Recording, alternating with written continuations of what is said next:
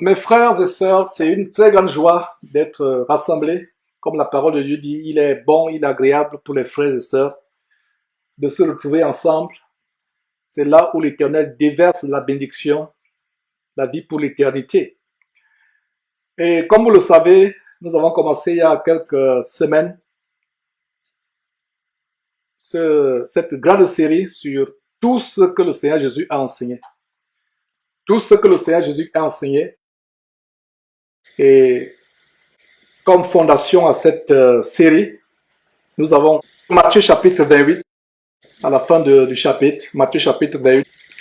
Nous avons ces versets qui sont la fondation de cette série, tout ce que le Seigneur Jésus a enseigné, juste à titre de rappel.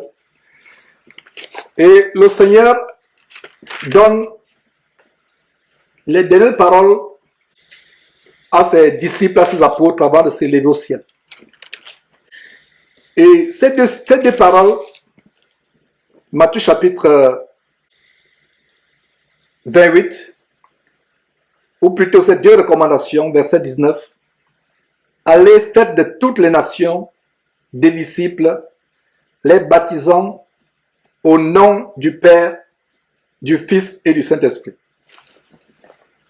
Verset 20, et enseignez-leur à observer tout ce que je vous ai prescrit, et voici, je suis avec vous tous les jours jusqu'à la fin du monde. Donc voilà ce que nous appelons généralement la grande commission du Seigneur Jésus-Christ. Allez, faites de toutes les nations mes disciples, les baptisant au nom du Père, du Fils et du Saint-Esprit.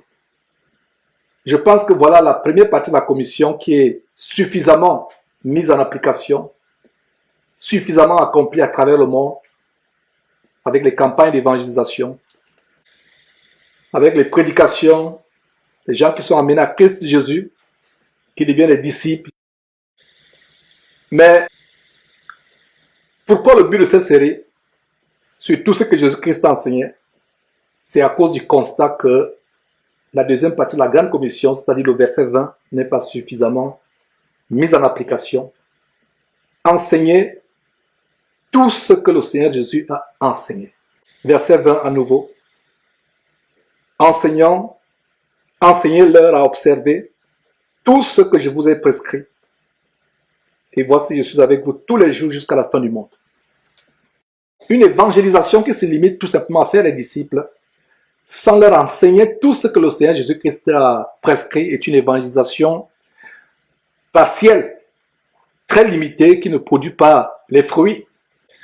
Et en tant que véritables chrétiens, nous devons connaître tout ce que le Seigneur Jésus-Christ a enseigné. Ce serait même bien de mémoriser toutes les paroles qui sont sorties de la bouche de Jésus-Christ pendant qu'il était sur terre. Et pour ceux qui ont des Bibles où les paroles de Jésus-Christ sont en rouge, ce serait facile de localiser les paroles qui sont sorties de la bouche de Jésus-Christ. Alors, un des commandements que nous allons voir aujourd'hui, c'est sur la base de Matthieu chapitre 6, à partir du verset 25, où Jésus nous donne un commandement à savoir, ne vous inquiétez pas, ne vous inquiétez pas. Et avant d'aller à ce verset, j'aimerais vous montrer comment dans le chapitre 5, le chapitre précédent, au verset 19, quelle est la recommandation du Seigneur Jésus-Christ. Et cette recommandation du Seigneur Jésus-Christ donne aussi les conditions pour être grand dans le royaume de Dieu. Alors le verset 19 dit ceci, Matthieu chapitre 5, verset 19, celui donc qui supprimera l'un de ses plus petits commandements et qui enseignera aux hommes de faire de même sera appelé le plus petit dans le royaume des cieux. Mais celui qui les observera et qui enseignera à les observer, celui-là sera appelé grand dans le royaume des cieux. Voilà, exactement. Les dernières paroles du Seigneur Jésus-Christ sur terre, enseignez-leur à observer ce que je vous ai prescrit. Ça, c'était les dernières paroles. Peu de temps avant que le Seigneur Jésus ne s'élève au ciel. Il donne les dernières recommandations. Et nous voyons comment, au début de son ministère, dans ce grand sermon qu'on appelle le sermon sur le mont des Oliviers, il a dit la même chose en disant, celui qui enseignera, celui qui les observera et qui enseignera à les observer, celui-là sera appelé grand dans le royaume des cieux. Qui ne veut pas être grand dans le royaume des cieux? Et vous vous rappelez du débat qu'il y a eu entre les disciples, les fils de Zébédée, Jacques et Jean. Ils voulaient que Jésus les fasse asseoir, Jacques d'un côté et Jean de l'autre. Jésus leur a dit, vous ne savez pas ce que vous demandez. Et voilà un critère pour être grand dans le royaume des cieux. Non seulement observer tout ce que Jésus a enseigné et enseigner aux autres à observer cela. Alors comment pouvez-vous observer ce que Jésus a enseigné si vous ne savez pas ce qu'il a enseigné? D'où le but de cette série, tout ce que Jésus a enseigné. S'il y a 3 chapitres que nous devons lire attentivement, qui résument les paroles de Jésus-Christ, c'est bel et bien Matthieu chapitre 5, Matthieu chapitre 6, Matthieu chapitre 7. Nous devons lire ces 3 chapitres, les examiner attentivement. Ces enseignements sont un ramassis des commandements fondamentaux, élémentaires même du Seigneur Jésus-Christ. Alors aujourd'hui, nous allons voir l'un des commandements du Seigneur Jésus-Christ, à savoir comment cesser d'être inquiet. Comment cesser d'être inquiété. Il y a ce verset qui est, je dirais, en quelque sorte la devise, non seulement de notre église ici, mais de Jésus-Christ TV, à savoir, vous connaîtrez la vérité et la vérité vous affranchira. Alors ce matin, il est question, mes frères et sœurs, d'être affranchi des inquiétudes. D'être affranchi des inquiétudes. L'affranchissement des inquiétudes, c'est quelque chose qui est tellement important. Beaucoup de chrétiens ne considèrent pas le fait d'être inquiet comme étant un péché. Mes frères et sœurs et chers amis dans le Seigneur, lisons attentivement nos Bibles. Si nous ne lisons pas attentivement nos Bibles, nous pourrions être séduits par l'ennemi, le diable. Nous pourrons être trompés par les faux pasteurs. Rendons-nous un service en lisant attentivement nos Bibles. L'inquiétude est un grand péché. L'inquiétude n'est pas quelque chose d'accessoire dans notre marche chrétienne. Et vous allez voir comment le Seigneur Jésus-Christ, dans un tout petit passage, petit par la longueur, Matthieu chapitre 6 du verset 25 au verset 31, le mot inquiétude, la dérivée d'inquiétude ou d'inquiéter, vient 5 fois. Le contraire d'inquiétude, c'est la confiance, c'est l'assurance, c'est la foi. Si on s'inquiète et nous laissons l'inquiétude être couvert dans nos intelligences, s'asseoir dans nos intelligences, ça devient un péché. Rappelez-vous cette écriture en Hébreux chapitre 11, verset 6 qui dit « Sans la foi, il est impossible de lui être agréable. » Vous ne pouvez pas être agréable à Dieu si vous n'avez pas la foi. Et le poison qui tue la foi du chrétien, c'est l'inquiétude. Donc il est question d'expérimenter à partir d'aujourd'hui la délivrance de l'inquiétude. Il y a ce grand séminaire, comme Fallon nous le rappelait, ce séminaire que nous avons sur comment vaincre le péché. Beaucoup de chrétiens sont loin de s'imaginer que l'inquiétude c'est un péché. Quand on parle de péché, la délivrance du péché, on pense à la masturbation, l'adultère, la convoitise sexuelle, l'ivrognerie et les choses similaires. Mais combien parmi nous peuvent imaginer que la seule inquiétude qu'on maintient dans notre vie, dans notre cœur, face à une situation que tu traverses, que ce soit dans ton boulot, que ce soit à l'école, au travail, dans ta famille, dans ta vie affective, la plus petite inquiétude qu'on maintient dans notre cœur, peut être un grand péché devant Dieu. Donc, pendant que vous écoutez cet enseignement, si mes amis dans le Seigneur que j'aime bien, il y a eu l'inquiétude tout au long de cette semaine ou le mois précédent, quelque chose qui vous préoccupe, c'est l'occasion de commencer à demander pardon à Dieu dans votre cœur et de prendre la résolution de ne plus jamais s'inquiéter sur quoi que ce soit. Quand j'ai vu cette grande tornade qui a assombri la ville ce matin, je me disais, est-ce que les frères vont venir? Est-ce que les sœurs seront là? Et quelle joie de savoir que vous êtes là. Vous avez bravé la pluie. Donc, je peux voir comment l'ennemi, le diable, ne voulait pas que cet enseignement soit partagé pour qu'on soit délivré des inquiétudes. Alors, si nous nous sommes inquiétés sur quoi que ce soit dans la semaine, que ce soit au niveau de notre travail, de nos études, de tout ce que nous entreprenons, de nos projets d'avenir, des blocages que nous avons, c'est l'occasion de nous repentir.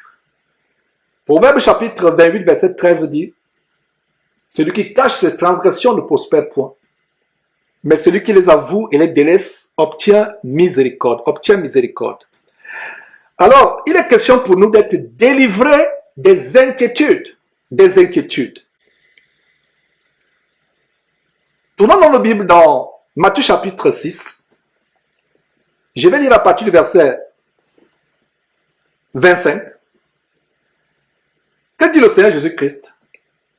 N'oubliez pas que c'est les paroles qui sortent directement de la bouche du Seigneur Jésus-Christ. Et cela fait partie de la série Tout ce que Jésus a enseigné. Alors, nous voyons au verset 25. C'est pourquoi je vous dis, c'est le Seigneur Jésus qui parle, ne vous inquiétez pas pour votre vie, de ce que vous mangerez, ni pour votre corps, de quoi vous serez vêtus.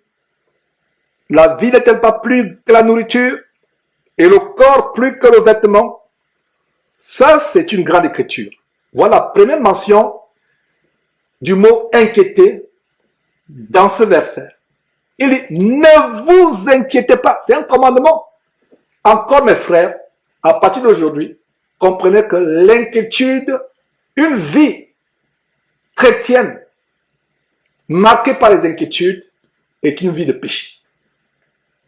Beaucoup de personnes se verront fermer la porte du royaume des cieux à cause d'une vie qui a été caractérisée par les inquiétudes. N'oubliez pas encore ce merveilleux verset, Hébreux chapitre 11, verset 6. Sans la foi, il est impossible d'être agréable à Dieu. Et le poison, le venin qui tue la foi, c'est les inquiétudes. Et non seulement nous avons les inquiétudes, il y a les dérivés d'inquiétude, les dérivés des inquiétudes, les soucis, les anxiétés, les angoisses. Voilà un terrible gant que nous allons mettre à nu aujourd'hui. Un terrible gant dont on doit être délivré. Parce que quand on parle d'inquiétude, il y a l'anxiété, il y a l'angoisse, il y a des soucis. Le chrétien doit vivre sans souci, sans inquiétude, sans se préoccuper de quoi que ce soit. Le véritable chrétien. Alors, Jésus dit, ne vous inquiétez pas. Ne vous inquiétez pas pour votre vie. Notre vie ne doit pas être un sujet d'inquiétude. Oh, je prends de l'âge. Est-ce que je vais trouver un mari? Je prends de l'âge. Est-ce que je pourrai avoir des enfants à moi? Je prends de l'âge. Est-ce que je pourrais avoir une femme, une épouse? Est-ce que je pourrais trouver un boulot? Avec la situation économique que traverse le pays. La Bible dit, et c'est les paroles de Jésus-Christ, ne vous inquiétez de rien.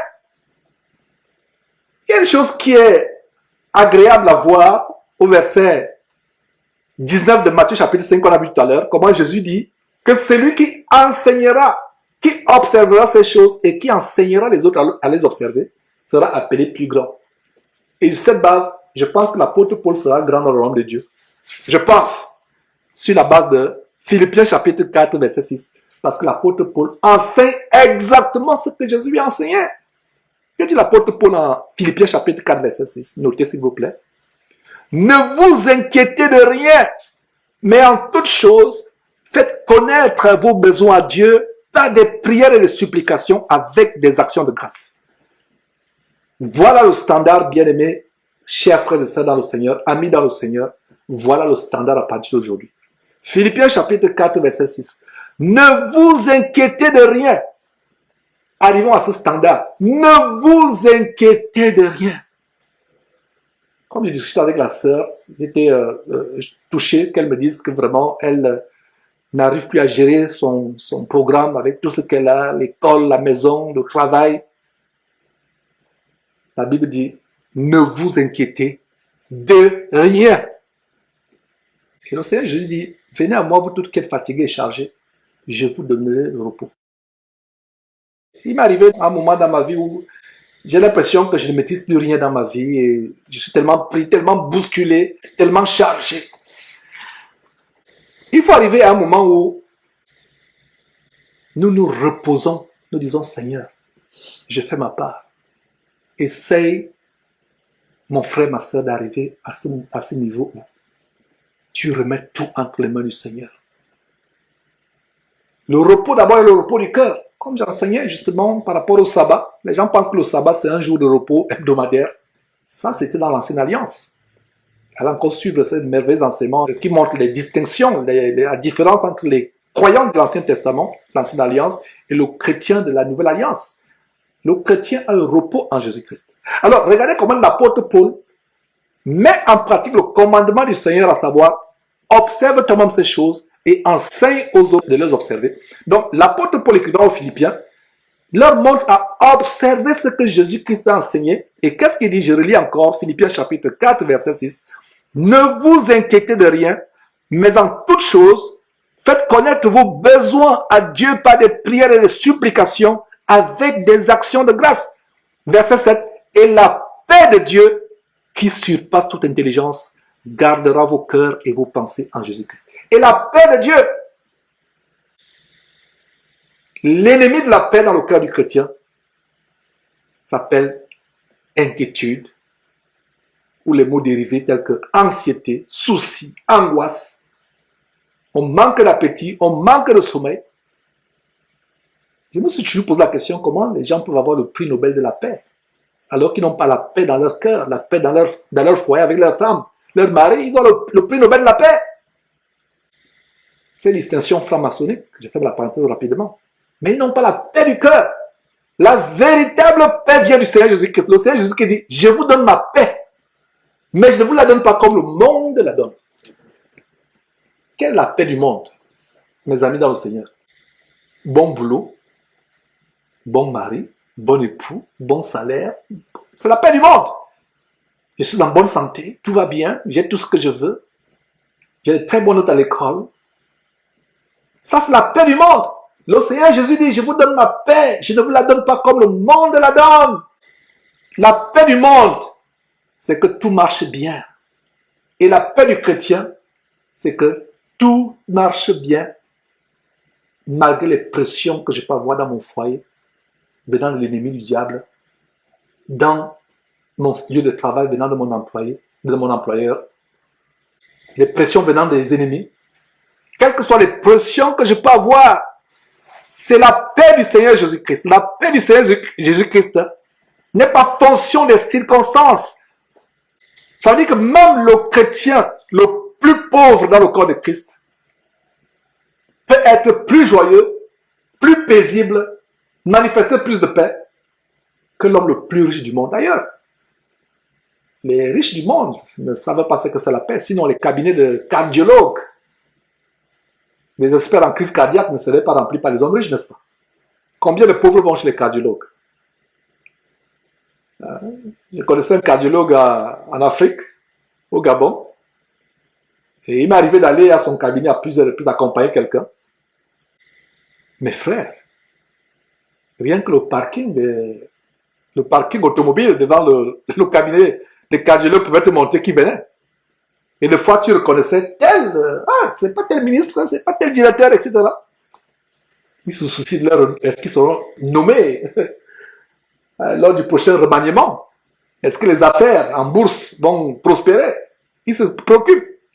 Alors, nous chrétiens, nous devons arriver au point où nous mettons notre confiance en Dieu. Alors, Jésus dit, dans Matthieu chapitre 6, verset 25, retournons à Matthieu, c'est pourquoi je vous dis, ne vous inquiétez pas pour votre vie, de ce que vous mangerez, ni de votre corps, de quoi vous serez vêtu. La vie n'était pas plus que la nourriture, et le corps plus que le vêtement. La vie. Mon frère, ma soeur, si tu es en vie, ça veut dire que tes problèmes n'ont pas de sens. Si tu es en vie, ça veut dire qu'il n'y a pas, tu n'as pas de problème dans ta vie. Le plus grand problème que quelqu'un peut avoir dans la vie, c'est quoi? 2 mètres sous la terre. Ça, c'est le plus grand problème. C'est ce que Jésus dit ici. La vie n'est-elle pas plus que le vêtement? Il y a des gens qui sont morts, que ce soit Houston ici, que ce soit à travers le monde, qui sont morts. Même actuellement, où je vous parle, les gens sont en train de rendre l'âme à cette seconde dans les hôpitaux quelque part à travers le monde. Nous sommes en vie actuellement. Vous pensez que c'est parce que nous sommes méritants plus que? C'est par la grâce de Dieu. Donc, reconnaissons que quand nous vivons, il y a des gens du monde qui disent quand on vit, il y a espoir. Et beaucoup pensent que c'est un verset biblique. C'est pas un verset biblique. C'est une sagesse du monde. Mais cette sagesse du monde se fonde sur la sagesse de Dieu. Quand tu vis, l'espoir du chrétien vient du fait qu'il met sa confiance au Seigneur Jésus. Donc le Seigneur Jésus interdit l'inquiétude. Donc à partir d'aujourd'hui, comprenez que l'inquiétude est un péché. Et je vais vous montrer dans quelques instants en quoi l'inquiétude est un péché. Parce qu'on peut avoir des pensées d'inquiétude. À quel moment l'inquiétude arrive? Ce n'est pas parce qu'on s'inquiète qu'on pêche forcément. Mais il y a un moment à partir duquel où l'inquiétude devient le péché. Je vais mettre l'emphase là-dessus dans quelques instants. Continuons dans Matthieu chapitre 6 au verset 27. Lisons d'abord le verset 27 d'abord. Regardez les oiseaux du ciel. Ils ne sèment ni ne moissonnent. Et n'amassent rien dans les greniers. Et votre Père Céleste les nourrit. Ne valez-vous pas beaucoup mieux qu'eux? Ne valez-vous pas beaucoup mieux qu'eux? Les oiseaux du ciel. Et depuis que je réfléchis sur ce verset, je médite ce verset, il m'est arrivé d'aller faire des courses et au parking, par exemple de Walmart, je vois ces hirondelles ou ces petits oiseaux en train de picoter au parking. Je pense à ce verset. Ils picotent, ils ne se soucient pas. Ils sont même plus heureux que nous les chrétiens. Du moins les chrétiens qui se soucient. Ils picotent, ils vivent. Voilà, et c'est ce que Jésus dit. Regardez les oiseaux du ciel, ils ne sèment ni ne moissonnent. Alors que nous, regardez tout le labeur qu'on se donne sur terre, le travail. Et d'ailleurs, c'est à cela que Dieu nous a assujettis après la chute d'Adam et Ève au jardin. Tu mangeras la sueur de ton front. Voilà. Mais les oiseaux ne sèment ni ne moissonnent. Ils n'amassent rien dans les greniers. Ils n'ont pas de compte d'épargne, ils n'ont rien dans les greniers. Et votre Père Céleste les nourrit. Ne valez-vous pas beaucoup plus qu'eux? Cette parole du Seigneur Jésus, qu'est-ce que nous connaissons, que nous lisons, mais bien de fois, nous n'appliquons pas ces paroles dans notre vie. C'est parce que nous ne réalisons pas la grandeur de ces paroles. Regardez les oiseaux, qui sont les créatures de Dieu. Mais nous, en tant qu'êtres humains, nous sommes la créature excellente, plus excellente. Si Dieu nourrit donc ces oiseaux, à combien plus forte raison ces créatures excellentes que vous et moi nous sommes. Alors le verset 27 dit, Matthieu chapitre 6 toujours, qui par ses inquiétudes peut ajouter une coudée à la durée de sa vie? Voilà, personne qui par ses inquiétudes. Voilà une question affirmative. Personne ne peut ajouter. Au contraire, par une vie de constant souci, d'inquiétude constante, d'angoisse constante, tu t'approches de la mort. Qui ne veut pas être rassasié de jour, voir ses enfants, les enfants de ses enfants. Mais sachant bien, aimés frères et sœurs, que le plus d'inquiétude nous permettons dans notre cœur, le plus d'angoisse, d'anxiété, de soucis que nous permettons, c'est comme un poison, un cancer que nous injectons nous-mêmes, qui va commencer à manger petit à petit notre chair. La Bible dit-elle pas que l'inquiétude dans le cœur d'un homme là-bas? On va voir cela dans quelques instants. Verset 28. Et pourquoi vous inquiétez au sujet du vêtement? Considérez comment croissent les lits des champs. Ils ne travaillent ni ne filent. Donc voilà la troisième mention du mot inquiéter ou inquiétude au verset 28. Et c'est la même comparaison que le Seigneur Jésus fait avec les oiseaux. Verset 29. Cependant, je vous dis que Salomon même, l'un des rois les plus riches de toute l'histoire de l'humanité, cependant, je vous dis que Salomon même, dans toute sa gloire, n'a pas été vêtu comme l'un d'eux. Cependant, je vous dis que Salomon même, dans toute sa gloire, n'a pas été vêtu comme l'un d'eux. Verset 30. Si Dieu revêt ainsi l'herbe des champs, qui existe aujourd'hui et qui demain sera jetée au four, ne vous vêtira-t-il pas à plus forte raison, gens de peu de foi? Voilà, le Seigneur Jésus-Christ montre comment la foi est opposée aux inquiétudes. S'il y a inquiétude, c'est qu'il y a peu de foi ou manque de foi. Et l'une des prophéties bien-aimées, chers frères et sœurs, amis dans le Seigneur, que l'apôtre Paul, inspiré par Dieu, nous a donné, c'est que dans les derniers temps, beaucoup feront naufrage par rapport à la foi. Et une des manières par laquelle on fait naufrage par rapport à la foi, c'est les inquiétudes. Beaucoup feront naufrage par rapport à la foi. Quand on donne ce verset, on pense que ce verset ne s'applique pas à nous. Si vous pensez que ce verset ne s'applique pas à vous-même alors que vous êtes dans les inquiétudes, à savoir faire naufrage par rapport à la foi. Imaginez-vous un bateau qui coule et qui atterrit dans les profondeurs ou tréfondeurs de la mer. Naufrage par rapport à la foi. Quand un bateau fait naufrage, c'est parce qu'il a été coulé. C'est parce qu'il a des trous. Nous avons une sœur ici dont le père a été pilote de profession. Je ne sais pas, il y est toujours, je crois. Je pense que cette sœur peut bien comprendre de quoi je parle. Quand un bateau coule, soit il a été envahi par des grosses vagues qui le font couler, soit il y a des gros trous. Et dans la vie du chrétien, un des gros trous qui va faire couler notre vie, comme ce bateau, qui va nous faire naufrage par rapport à la foi, ce gros trou s'appelle les inquiétudes. Mon frère, ma soeur, continue à t'inquiéter pour des choses qui n'ont pas de sens dans ta vie. Au lieu de mettre ta confiance au Seigneur, continue à t'inquiéter. Tu es en train de mettre des gros trous dans le bateau que forme ta vie spirituelle en Christ. Et tu vas faire naufrage par rapport à la foi. Verset 31. La quatrième mention du mot s'inquiéter, dans ce court passage par la longueur, ne vous inquiétez donc point. Le Seigneur parle, ne vous inquiétez pas. Ne vous inquiétez pas ceci. Mais ici, il dit, ne vous inquiétez donc point. Ça veut dire qu'il n'y a pas possibilité pour un chrétien de s'inquiéter. Faisons la guerre à l'inquiétude, aux inquiétudes à partir d'aujourd'hui. Faisons la guerre aux inquiétudes. Chassons les inquiétudes de notre vie. Faisons la guerre aux inquiétudes. Alors, verset 31, ne vous inquiétez donc point et ne dites pas, que mangerons-nous? Que boirons-nous?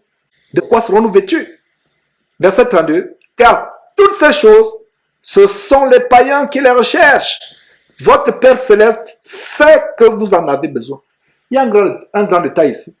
Notre Père Céleste sait ce dont nous avons besoin avant qu'on ne le lui demande. Quelle très bonne parole. C'est pour cela que l'apôtre Paul, mettant en pratique ce que le Seigneur Jésus-Christ a dit, à savoir, enseignez aux gens d'observer ce que j'ai prescrit, à savoir, ne vous inquiétez pas, dit en ce verset, Philippiens chapitre 4, verset 6, ne vous inquiétez de rien, mais en toute chose, faites connaître vos besoins à Dieu, par des prières et des supplications, avec des actions de grâce. Faisons un exercice mental, plutôt visuel. Mettons côte à côte Philippiens chapitre 4, verset 6 et Matthieu chapitre 6, verset 31. Mettons côte à côte ces versets. Philippiens chapitre 4, verset 6 dit, ne vous inquiétez de rien, mais en toute chose, faites connaître à Dieu vos besoins par des prières et des supplications. Et Matthieu chapitre 6, verset 31 dit, plutôt le 32, Mettons plutôt côte à côte Philippiens chapitre 4, verset 6 et Matthieu chapitre 6, verset 32. Pas 31, 32. Matthieu chapitre 6, verset 32.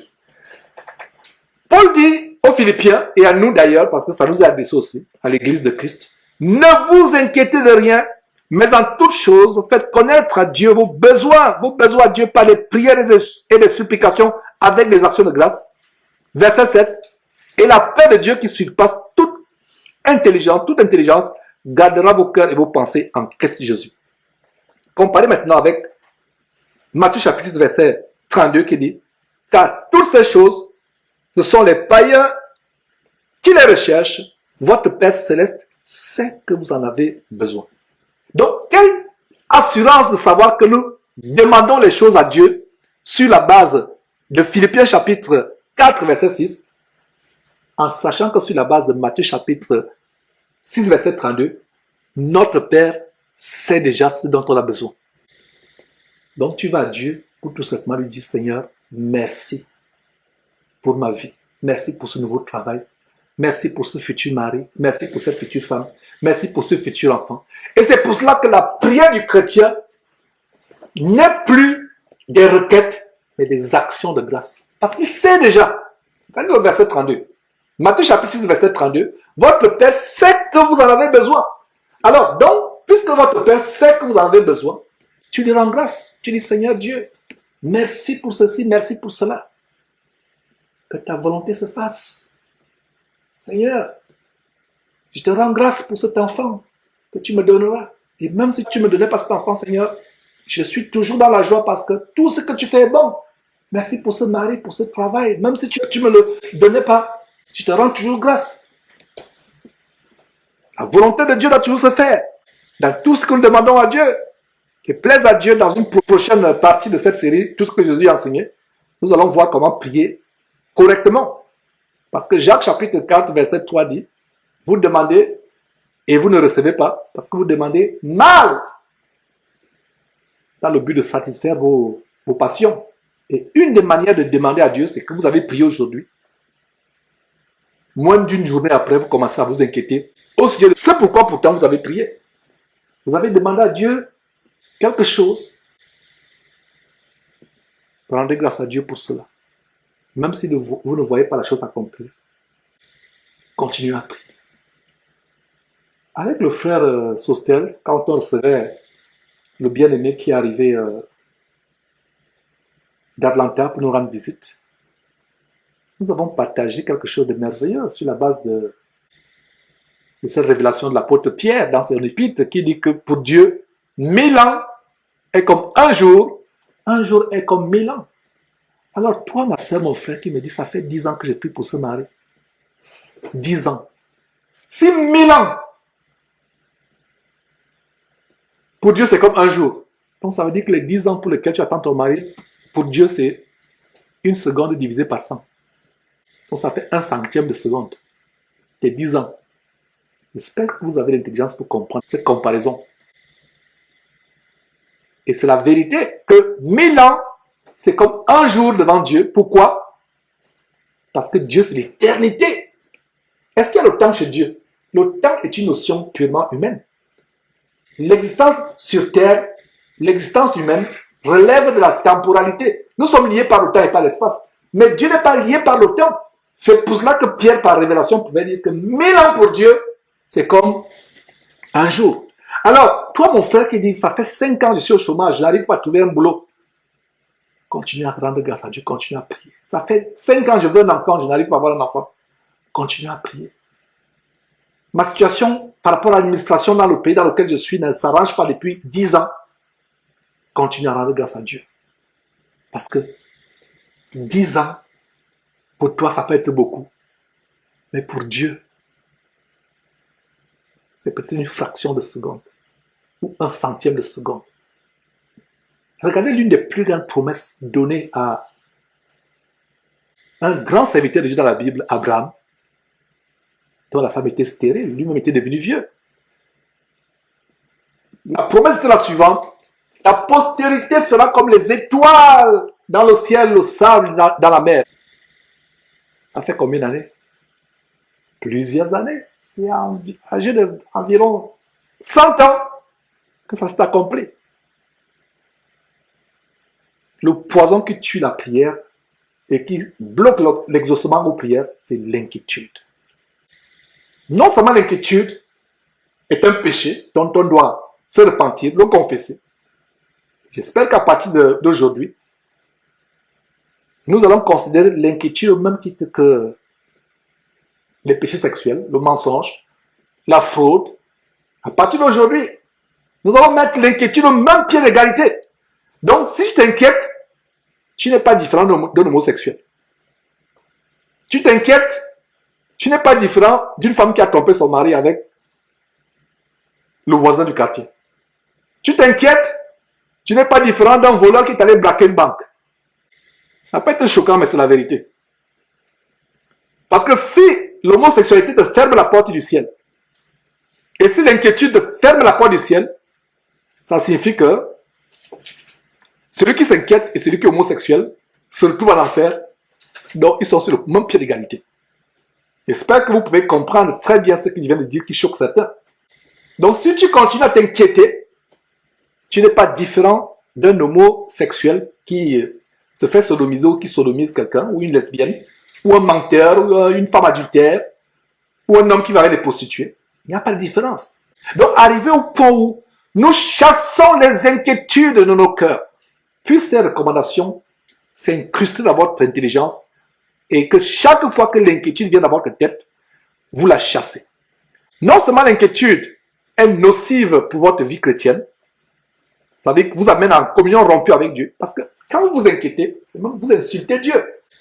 Vous êtes en train de dire à Dieu, Dieu, tu es incapable, tu es impuissant.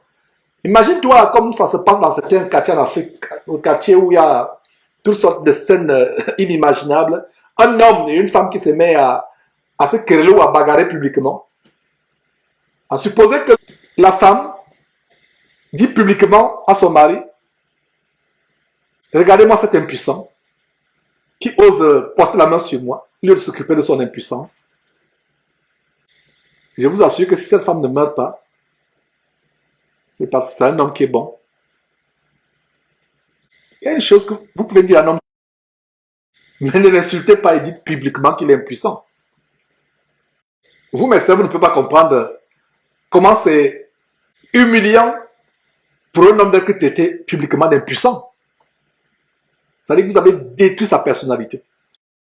Cet homme qui est traité d'impuissant, il faut qu'il fasse preuve d'une maîtrise de soi à nul autre pareil. Qu'en est-il de Dieu que nous traitons constamment d'impuissant par nos inquiétudes? Parce que chaque fois que tu t'inquiètes par rapport à un problème qui t'embête, une situation, tu es en train de dire, Dieu, tu es impuissant. Dieu, tu es incapable. Regardez-moi cet incapable-là. Ça veut dire que tu insultes Dieu. Non seulement l'inquiétude t'amène à pécher contre Dieu, mais nous voyons aussi un détail que l'inquiétude peut t'amener à développer des maladies cardiaques, des maladies cérébrales. Alors, que dit Proverbe chapitre 12, verset 25? Ce verset que la plupart d'entre nous connaissons. L'inquiétude dans le cœur de l'homme là-bas, mais une bonne parole le réjouit. Je relis encore Proverbe chapitre 12, verset 25. L'inquiétude dans le cœur de l'homme là-bas, mais une bonne parole le réjouit. Puisse la bonne parole que je suis en train de vous donner aujourd'hui vous réjouir et vous délivrer de toutes sortes d'inquiétudes. Proverbe chapitre 15, verset 13. Un cœur joyeux rend le visage serein, mais quand le cœur est triste, l'esprit est abattu. Nous, chrétiens, devons arriver au point où, même si vous avez des problèmes qui vous tracassent, qui vous affligent, auxquels vous êtes confrontés, la sérénité de votre visage va faire que, quand vous vous confiez à quelqu'un que vous avez tel ou tel problème, la personne va dire, mais vous êtes sûr que ce problème que vous me dites, vous l'avez?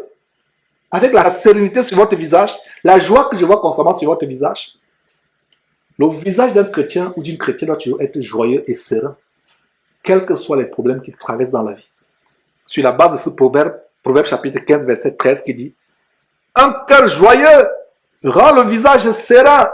La sérénité du visage doit se refléter à partir de votre cœur. Un cœur joyeux Mais lisons la suite de ce verset. Proverbe chapitre 15, verset 13. La deuxième partie de ce verset dit, mais quand le cœur est triste, l'esprit est abattu. Voilà. L'inquiétude dans le cœur là-bas. Un autre mot pour abattre, c'est tuer. Quand on dit par exemple que tel homme a été abattu par un assassin, il a été abattu, il a été tué. Voilà ce verset que je pense les facultés de médecine doivent enseigner aux gens. Spécifiquement ceux qui sont spécialisés en cardiologie. L'inquiétude dans le cœur de l'homme, là-bas le terrasse. Mais une bonne parole le réjouit. Voyons aussi Proverbe chapitre 17, verset 22. Je vous donne ce verset pour aiguiser notre appétit pour la lecture biblique. Proverbe chapitre 17, verset 22. Un cœur joyeux est un bon remède, mais un esprit abattu dessèche les eaux. Regardez ce verset qui donne le remède, la révélation pour le remède. Mes frères et sœurs, lisons la parole de Dieu comme les enfants. Littéralement, un cœur joyeux est un bon remède. Mais il y a des chrétiens qui vont prendre les comprimés, les remèdes chez les cardiologues. Oh, je n'ai plus la paix, je n'arrive plus à dormir, je n'ai plus l'appétit, j'ai tellement de soucis dans ma vie. Des chrétiens, je ne parle pas des non-chrétiens. Ça se comprend encore. La Bible dit qu'un cœur joyeux est un bon remède. Voilà la révélation aujourd'hui. Le bon remède, c'est un cœur joyeux. La Bible dit, garde ton cœur plus que toute autre chose, car c'est de lui que viennent les sources de la vie. Notre ennemi, le diable, fera tout pour attaquer ton cœur. Garde ton cœur, mon frère, ma soeur, comme un coffre-fort, impénétrable. Pour ceux qui ont regardé les émissions telles que les documentaires sur la réserve fédérale américaine, la plus grande banque étatique du monde, il y a les portes qui ont des épaisseurs peut-être de 2 mètres en acier, qui ont été fondues. Gardons notre cœur plus que les coffres-forts souterrains de la réserve fédérale américaine, la plus grande banque du monde. Gardons notre cœur, ayons les portes, les coffres-forts blindés, solides, où l'inquiétude, l'anxiété n'a pas de place. Quand l'inquiétude vient, chasse-là commence à chanter un cantique approprié. Pas ces cantiques qui font tournoyer le derrière, où les gens font des choses bizarres. On en parlait tout à l'heure avant de commencer cette réunion. Par rapport à cette vidéo qu'on a postée où on montre des cantiques tellement abominables. Mais quand l'inquiétude vient, ouvre ta bouche, chante un cantique qui chasse cette inquiétude, qui te met la joie.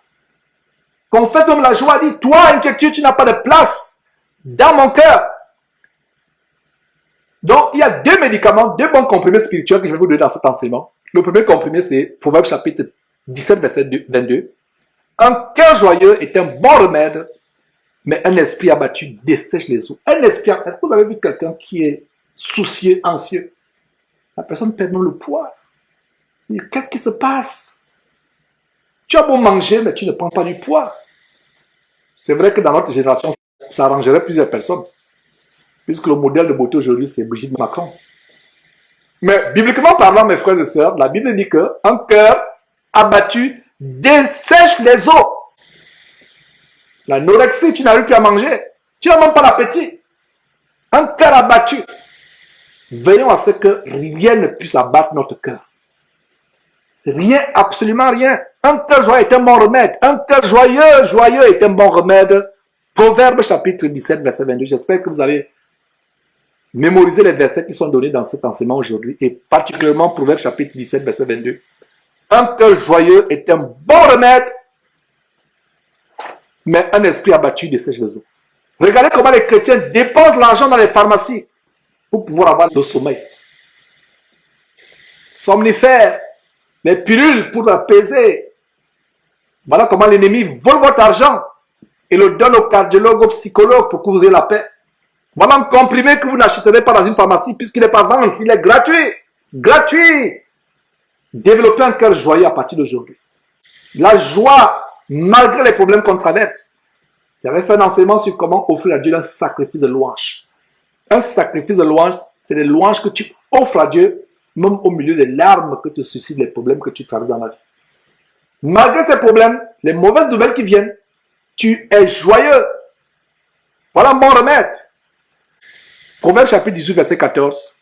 L'esprit de l'homme le soutient dans la maladie, mais l'esprit abattu, qui le relèvera? Voilà le secret de la longue vie, la longévité.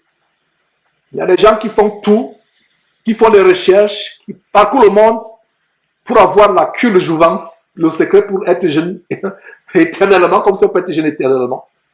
D'autres font les chirurgies plastiques pour paraître jeune. Mais voilà un bon verset, Proverbe chapitre 18, verset 14. Que le livre de Proverbe est plein de sagesse. Lisez abondamment ce livre de Proverbe. Donc l'esprit de l'homme le soutient dans la maladie, mais l'esprit abattu, qui le relèvera? Même dans la maladie, ton esprit qui est rempli de joie et d'assurance, Dieu va te relever. Voilà le secret des personnes qui ont été délivrées, même s'ils étaient près de la mort. Alors le verset, lisez bien ce verset littéralement. L'esprit de l'homme, ça veut dire que le cœur de l'homme, l'esprit de l'homme, qui est rempli de joie, d'assurance, va même le soutenir dans la maladie. Il y a des gens qui ont été malades. Un petit palu, une petite grippe le tue. Ou la tue, homme ou femme. Ce n'est pas que c'est la grippe qui l'a tué. Comprenez très bien ce que je suis en train de dire. C'est une révélation grande dans ce verset. Vous avez une maladie, une petite grippe qui vous attaque, un petit rhume qui vous attaque, mais on vous dit que la personne ne s'est pas relevée, elle est morte dans le sommeil. Voilà la révélation ici, Proverbe chapitre 18, verset 14. L'esprit de l'homme le soutient dans la maladie.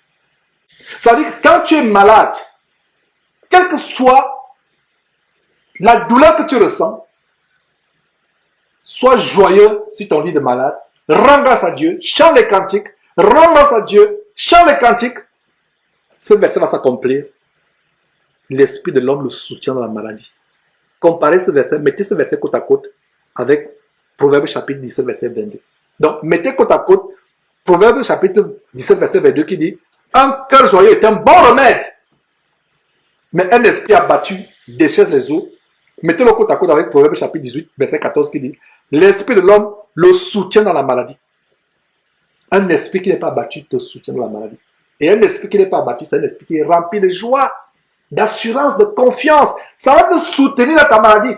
Ta maladie ne t'entraînera pas dans la mort.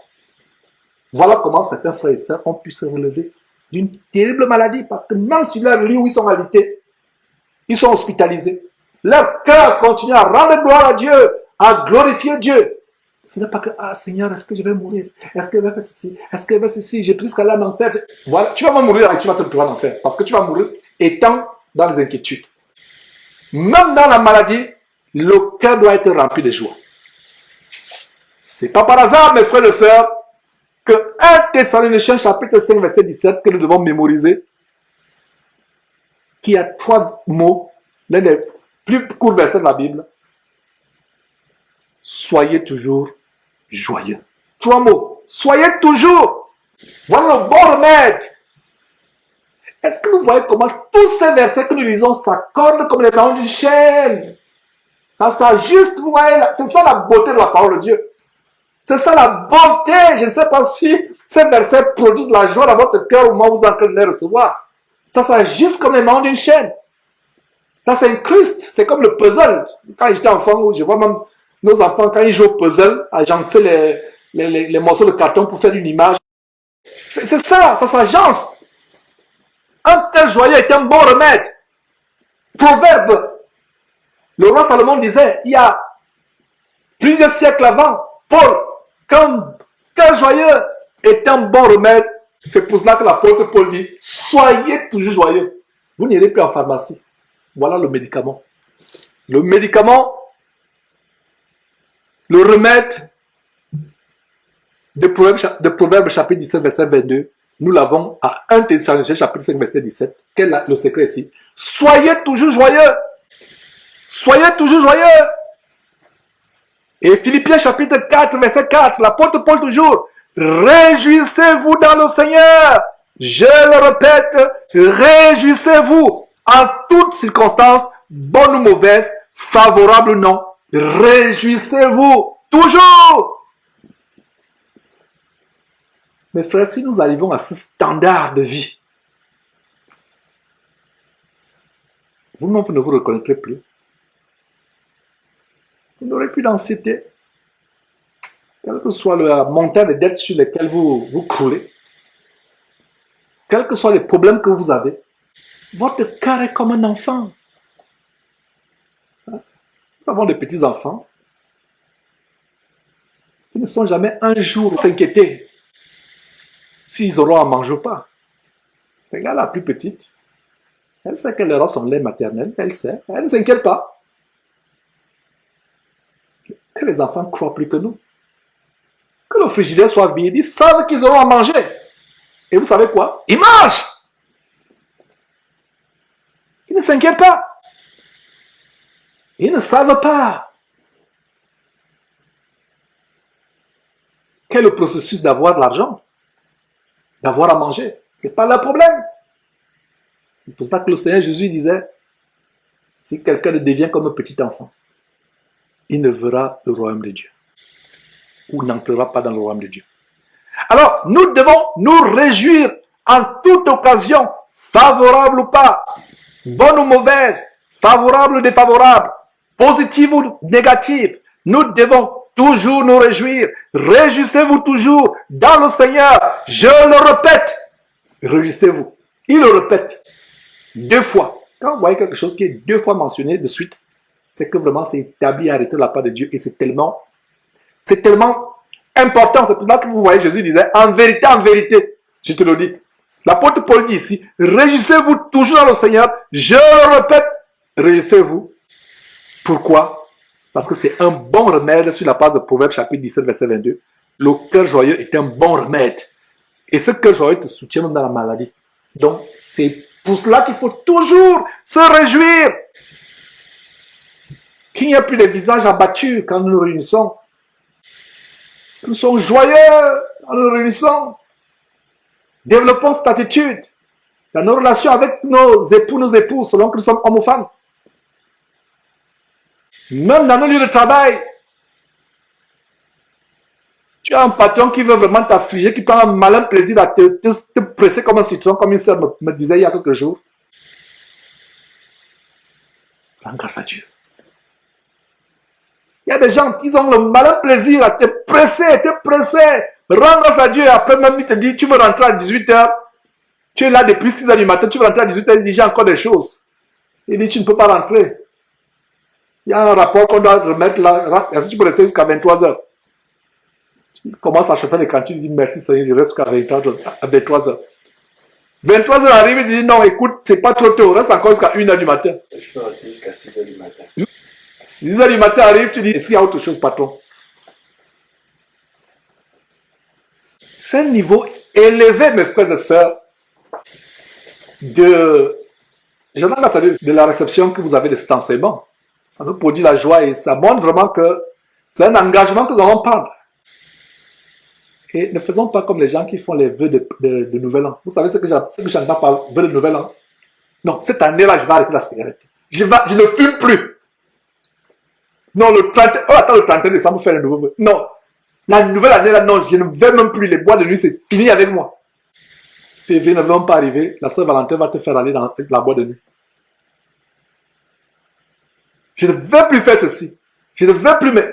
Donc, ne faisons pas en tant que chrétiens les vœux de Nouvel An. On attend la nouvelle année pour faire les vœux. Prenons un engagement à partir d'aujourd'hui. Pas un engagement de Nouvel An, mais un engagement de chasser les inquiétudes de nos cœurs. Quelles que soient les circonstances, mes frères et sœurs, soyez toujours joyeux. Et c'est pour cela que l'apôtre Paul, et tout ça, l'apôtre Paul nous montre des grandes choses. Romains chapitre 5, verset 3. Comment nous nous glorifions même les afflictions, sachant que l'affliction produit la persévérance. Même les afflictions, il y a des choses qui peuvent nous affliger. Nous avons peut-être un problème familial qui nous afflige. Un enfant qui peut être un sujet d'affliction pour nous, un sujet d'inquiétude pour nous.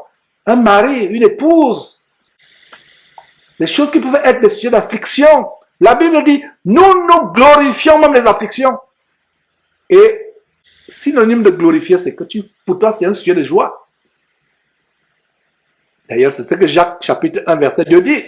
Mes frères, Jacques chapitre 1, verset 2. Mes frères, regardez comme un sujet de joie complète les diverses épreuves auxquelles vous pouvez être exposés. Regardez comme un sujet de joie comment complète les diverses épreuves auxquelles vous pouvez être exposés. les diverses épreuves, regardez comme un sujet de joie parfaite, pas comme un sujet d'inquiétude, pas comme un sujet d'anxiété, mais comme un sujet de joie parfaite. Alors, comme je vous l'ai promis, je vais vous montrer à quel moment l'inquiétude n'est pas un péché et à quel moment l'inquiétude devient un péché. Notez très bien ce que je vais vous dire.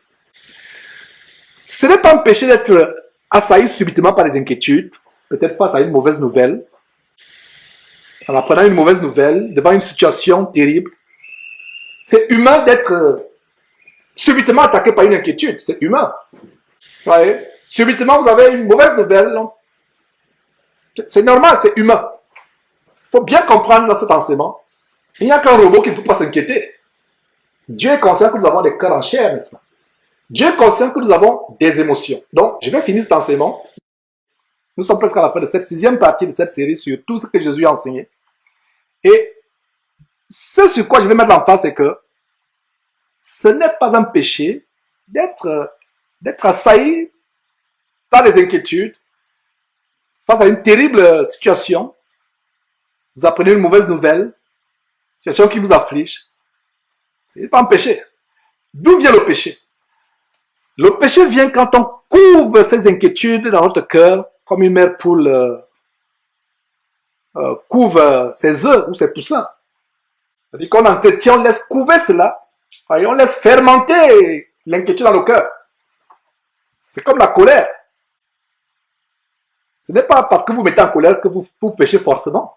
Parce que la Bible dit, en Éphésiens, si vous vous mettez en colère, ne péchez point. Que le soleil ne se couche pas sur votre colère. Il a même des inquiétudes. Ça veut dire que tu peux te mettre en colère, mais ne permets pas à cette colère de se couver, de prendre du temps. Que le soleil ne se couche pas sur cette colère. Alors, par rapport aux inquiétudes, c'est humain d'être subitement inquiet. C'est comme la peur. On peut être effrayé momentanément pendant quelques secondes devant une situation, mais après on se décide, on dit, je suis quand même enfant de Dieu. Et c'est là où tu utilises le nom de Jésus-Christ par rapport à une situation. Donc, tu t'inquiètes. Une situation peut t'inquiéter. Une mauvaise nouvelle peut t'inquiéter. Quelque chose auquel tu es confronté peut t'inquiéter. C'est pas forcément un péché. Le péché, je répète, c'est quand tu fais fermenter ces inquiétudes dans ton cœur,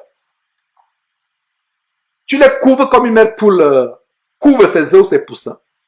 Mais la différence avec les œufs, c'est qu'ils vont être réchauffés par la mère poule pour produire des poussins plus tard et du poulet. Alors que les inquiétudes qu'on réchauffe dans votre cœur, qu'on couvre, qu'on réchauffe dans notre cœur, vont produire plus tard quoi? Le manque de paix, le manque de sommeil. Et avec pour résultante les AVC, les maladies cardiovasculaires, les attaques cardiaques et plus tard la mort. Terminons par cet autre grand médicament. Si ton cœur, mon frère, ma soeur, est assailli par les inquiétudes, et n'oublions pas ce verset, je rappelle ce verset de Proverbes chapitre 17, verset 22, qui dit que un cœur joyeux est un bon remède. Un bon remède. Et Proverbes chapitre 18, verset 14, qui dit que l'esprit de l'homme le soutient dans la maladie. Terminons non par cet autre grand comprimé contre les inquiétudes, les anxiétés. Un grand médicament si ton cœur, mon frère, ma soeur, est assailli par les inquiétudes. Somme 42, verset 11. Et que dit le psalmiste ici? Le psalmiste s'adresse à son âme. Le psalmiste dit, pourquoi t'as battu mon âme et gémis-tu au-dedans de moi? Espère en Dieu et je le louerai. Il est mon salut et il est mon Dieu. Espère en Dieu. L'inquiétude suppose quoi? L'inquiétude suppose le manque d'espérance, le manque de confiance, le manque d'espoir en Dieu. Voilà ce que c'est l'inquiétude. Donc voilà ce grand comprimé, ce grand remède. Somme chapitre 42, verset 11. Le psalmiste s'adresse à son âme. À son âme. Il dit à son âme, pourquoi t'as battu mon âme? Donc à partir d'aujourd'hui, si nous sommes inquiets ou anxieux ou en colère ou tristes, parlons à notre âme. Pourquoi mon âme à moi, Georges? Pourquoi t'as battu? Pourquoi es-tu inquiet? Cesse d'être inquiet. Ne t'inquiète plus. Somme chapitre 42, verset 11. Ne t'inquiète plus, mon âme. Sois dans la joie. Réjouis-toi. Chante les cantiques. Dieu est merveilleux. Il va te délivrer. Voilà une très grande délivrance. Ça, c'est un très bon exemple que nous devons prendre. Voilà comment David était arrivé à ce niveau. C'est pour ça que la Bible dit que David, c'était un homme selon le cœur de Dieu. Voilà comment David chassait les inquiétudes de son cœur. Voilà un bon verset. C'est pratique, ce n'est pas théorique, c'est la pratique. Il parle à son âme. Combien de fois David a été confronté, il a échappé à la mort, poursuivi inlassablement par Saül. Allez lire Somme chapitre 18, vous allez comprendre de quoi je parle. Les liens de la mort l'avaient environné. Les torrents de la destruction l'avaient épouvanté. C'est pour ça que je vous ai dit, ce n'est pas un péché d'être épouvanté, d'être dans la frayeur, d'être dans les inquiétudes. Ce n'est pas un péché. C'est un péché quand vous permettez à ces choses de couver et de fermenter dans votre cœur. De fermenter dans votre cœur.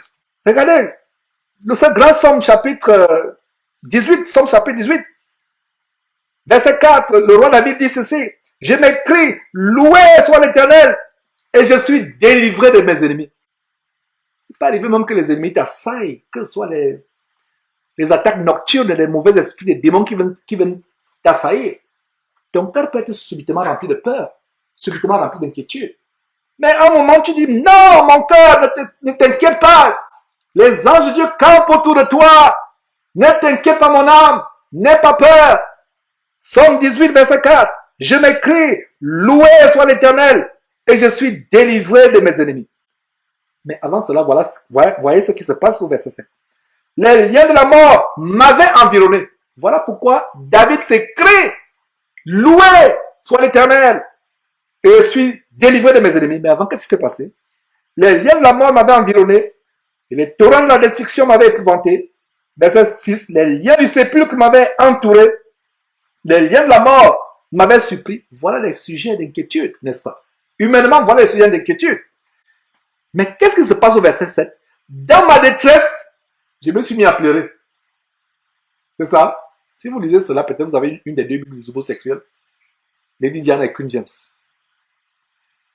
Dans ma détresse, je me suis mis à me lamenter. C'est ça? Dans ma détresse, je me suis mis à crier. C'est ça? Non. Dans ma détresse, j'ai invoqué l'Éternel. J'ai crié à mon Dieu de son palais. Il a entendu ma voix et mon cri est parvenu devant lui à ses oreilles. Et si vous lisez la suite, vous voyez comment David, qui pourtant avait été assailli de peur, d'inquiétude, de frayeur, loue Dieu. Donc voilà, mes frères et sœurs, ce grand verset par lequel nous terminons.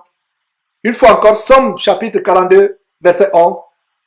Parlons à notre âme sur la base de ce verset. Imitons David. Pourquoi t'as battu? Somme chapitre 42, verset 11. 11 ou 12.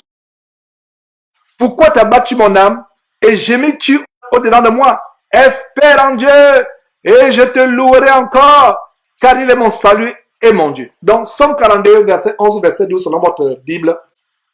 Pourquoi t'as battu mon âme et gémis-tu au-dedans de moi? Espère, espère, espère. Donc, à partir d'aujourd'hui, quand l'inquiétude frappe aux portes de ton cœur, réponds-lui avec ce médicament. Parle à ton âme, dis mon âme, 1-1, tu ne t'abats pas. Mon âme, 1-1, tu vas être dans la joie. Mon âme, chante les cantiques. Mon âme, espère en Dieu. Mon âme, je vais louer Dieu et je le louerai encore. Mon âme, Dieu est mon salut. Mes frères et sœurs, c'est un plaisir de vous partager cette 6e partie de cette grande série que nous avons initiée, à savoir tout ce que Jésus a enseigné.